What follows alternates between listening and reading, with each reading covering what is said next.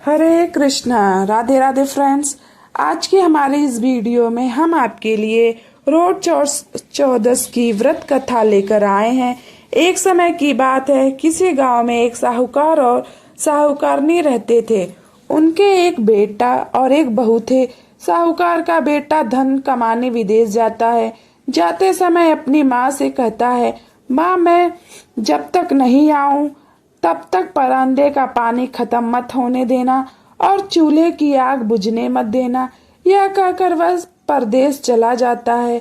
अब बहू इस बात का हमेशा ध्यान रखती थी कि कभी भी परिंदे का पानी खत्म न हो और चूल्हे की आग न बुझे।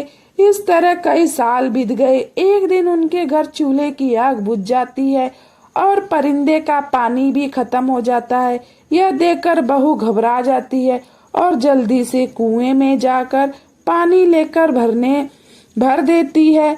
अब वह आग मांगने पड़ोस में जाती है।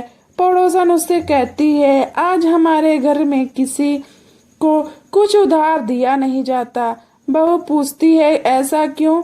तब पड़ोसन उसे बताती है कि आज रोड चौरस है। आज हम पूरा घर लीपते हैं और परिंदे का पानी गिराकर साफ पानी भरा जाता है और फिर अनाज पीसकर उससे रोटी बनाते हैं, जिनकी पूजा करके कथा कहानी कर कर खाना खाया जाता है।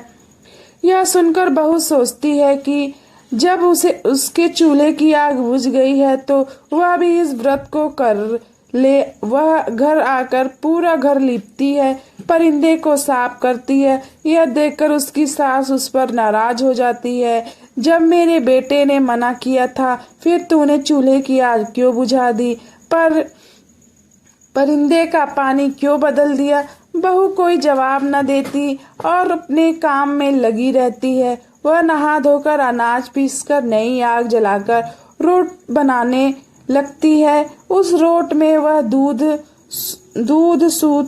चना, दही, सात चीजें मिलाकर रोटी बनाती है। पूजा करके अपने सास ससुर को रोटी खिलाती है और फिर भी खाना खा लेती है। उस दिन उसका पति परदेश से धन कमाकर घर वापस लौटता है। जैसे ही वह गांव के पास पहुंचता है, तभी रास्ते में एक सांप मिलता है जो उससे कहता है, मैं तेरा काल हूँ, मैं तुझे डसूंगा। तो वह कहता है, मैं कई साल बाद अपने घर जा रहा हूँ। मेरे बूढ़े माँ बाप मेरा रास्ता देख रहे हैं, मुझे उनसे मिलने दे। फिर रात को मेरे घर आना, मैं अपनी पत्नी की चोटी पलंग से लटका कर दूंगा। तुम उस पर चढ़कर ऊपर आ जाना और मुझे डस लेना। यह बात उसकी सुनकर उसे जाने देता है। अब वह लड़का घर पहुंचता है, खाना खाकर सोने जाता है। उसकी पत्नी थकी होती है। वह रोड को कहानी सुनाकर अपने कमरे में रखकर सो जाती है, लेकिन उसके पति को नींद नहीं आती, क्योंकि उसे पता था कि आज रात सांप आकर उसे डसेगा। आधी रात के बाद सांप आता है और बहू की चोटी से ऊपर चढ़ने लगता है।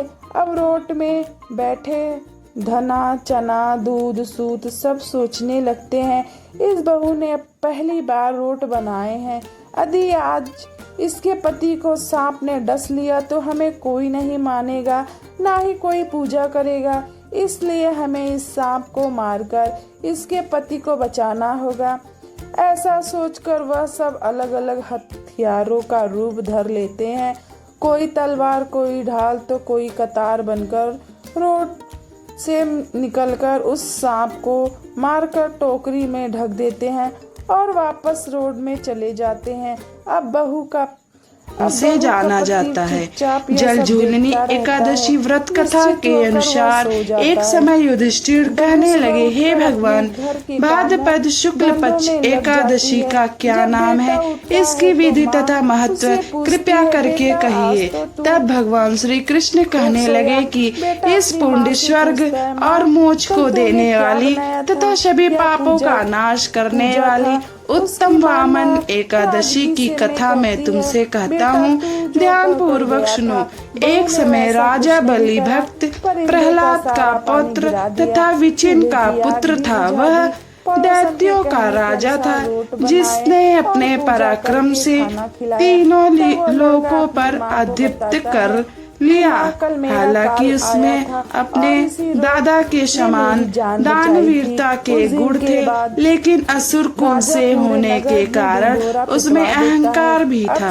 उसने अपने गुरु शुक्राचार्य की सहायता से 100 यज्ञों का आयोजन करवाया, जिसके पूर्ण होते ही वह सदा के लिए देवराज इंद्र के आसन पर विराजमान हो जाता। जब उसने 99 यज्ञ पूर्ण कर लिए, तब देवराज इंद्र सभी देवताओं के साथ भगवान विष्णु की सहायता मांगने उनके धाम बैठ गए। वहां जाकर देवराज इंद्र ने उन्हें सारी समस्या बताई